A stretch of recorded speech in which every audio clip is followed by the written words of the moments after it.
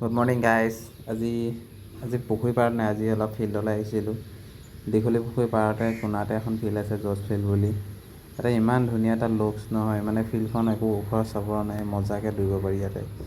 মই আহিছোঁ আৰু মোৰ লগৰ এজন আহিছে, তন্ময় বুলি।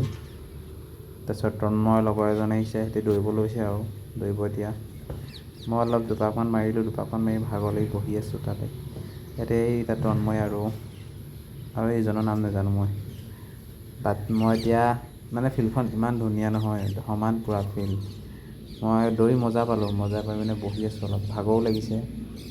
তেহেঁতি কৈছে তই অলপ বহ, আমি দৌৰি লওঁ। তেহেঁতি মানে অলপ লেটকৈ আহিলে আজি, বাট এতিয়া কি মানে ইমান ধুনীয়া এখন ফিল্ড নহয় ইয়াতে ওচৰতে। মই গম পোৱা নাছিলোঁ আগতে, প্ৰথম এটা 1 2 3 ক'লোঁ, দৌৰিলে সিহঁতিকেইটা গ'ল।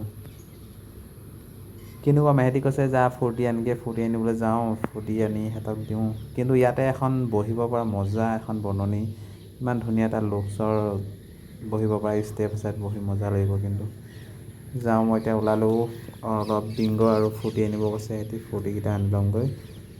এখন ৱালতে মোলৈ চাই আছে, সিহঁতি কিনো ভাবিছে চাগে, এইটো বোলো খাবলৈকে আহে নেকি।